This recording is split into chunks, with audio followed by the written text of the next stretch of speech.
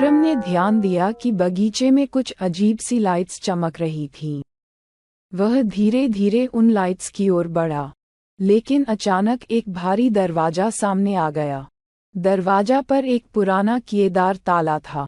विक्रम ने उसे खोजना शुरू किया और तभी एक सर्द हवा ने उसके चेहरे को छू लिया। ये ताला कैसे खुलेगा? विक्रम ने सोचा। तभी उसे एक चिट मिली जिस पर लिखा था, सच्चाई केवल उन्हीं को मिलती है जो साहसिक होते हैं। विक्रम ने चिट को ध्यान से पढ़ा और ताले के इर्द गिर्द देखना शुरू किया। वह ताला खोलने के लिए एक पासवर्ड की तलाश में था। तभी उसने एक गुप्त कोड देखा जो चमक रहा था। कोड को ध्यान से देखने पर विक्रम ने पाया कि यह एक पैटर्न था। विक्रम ने ताले को ध्यानपूर्वक खोला और दरवाजा धीरे धीरे खुलने लगा। अंदर जाते ही विक्रम ने देखा कि वहाँ एक पुराना पुस्तकालय था। किताबें धूल से ढकी हुई थीं और अलमारियां बेतरतीब बिखरी हुई थीं। विक्रम ने अलमारी से एक किताब निकाली। किताब के पहले पन्ने पर लिखा था, सच्चाई की खोज में सबसे पहले अपने दिल की सुनो। विक्रम ने किताब को ध्यान से पढ़ना शुरू किया और पाया कि उसमें एक गुप्त संदेश था।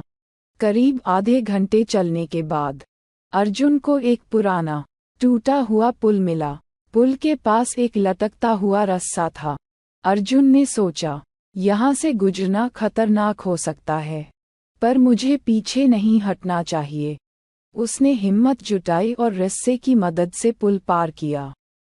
अचानक उसे दूसरी ओर से किसी के हंसने की आवाज आई।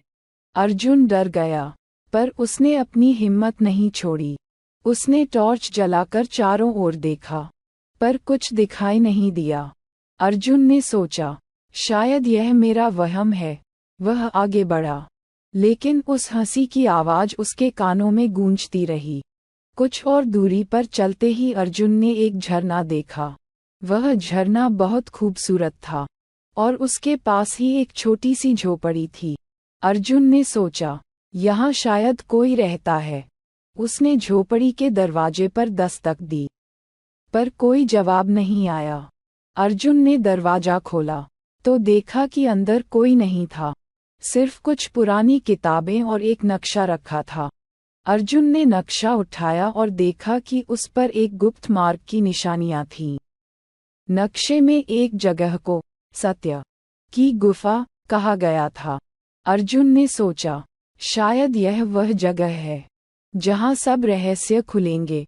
उसने नक्शा अपने पास रखा और आगे बढ़ा। जंगल और घना होता गया। अर्जुन को अब हल्की हल्की धुंध भी दिखाई देने लगी थी। वह एक पहाड़ी के पास पहुंचा, जहां उसे एक गुफा का मुहाना दिखा।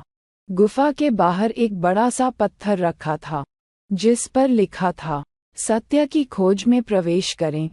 अर्जुन ने उस पत्थर को हटा दिया और गुफा के अंदर चला गया।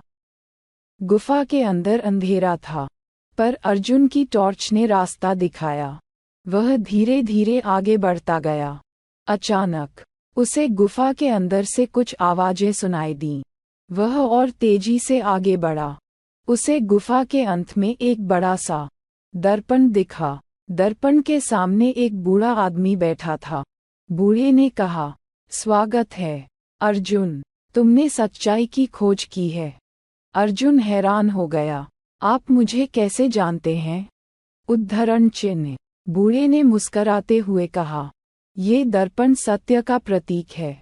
यहाँ जो भी आता है उसे अपनी सच्चाई का सामना करना पड़ता है। तुमने इस सड़क पर चलने का साहस दिखाया, इसलिए तुम्हें सच्चाई का सामना करना होगा। अर्जुन ने दर्पण में देखा और उसे अपने जीवन की सभी घटनाएं दिखने लगीं। उसने देखा कि उसने अपने परिवार और दोस्तों से कितनी बार झूठ बोला था। अर्जुन की आंखों में आंसू आ गए। उसने बूढ़े से कहा, मैंने बहुत गलतियां की हैं। मैं अपने परिवार और दोस्तों से माफी मांगना चाहता हूँ। बूढ़े ने कहा, यही सत्य है अर्जुन, सच्चाई का सामना करने का साहस होना चाहिए। जाओ और अपने कर्मों को सुधारो। अर्जुन ने बूढ़े का धन्यवाद किया और गुफा से बाहर निकल आया। बाहर आते ही उसे एक अजीब सी शांति महसूस हुई। उसने वापस गांव की ओर चलना शुरू किया। वह अब समझ गया था कि इस सड़क पर केवल वही लोग आते हैं जो सच्चाई का सामना करने के लिए तैयार होते हैं। गांव पहुंचकर अर्जुन ने अपने परिवार और दोस्तों से माफी मांगी और अपनी गलतियों को स्वीकार किया। गांव वालों ने उसकी ईमानदारी की सराहना की। अर्जुन ने अपनी यात्रा के बारे में सभी को बताया और कहा, सत्य की खोज में हमें अपने दिल की सुननी चाहिए और अपने कर्मों का सामना करना चाहिए। नैतिक सच्चाई का सामना करना सबसे बड़ा साहस है। हमें अपने जीवन की सच्चाई स्वीकारनी चाहिए और अपने कर्मों को सुधारने का प्रयास करना चाहिए। सच्चाई से ही जीवन में शांति और संतोष मिलता है।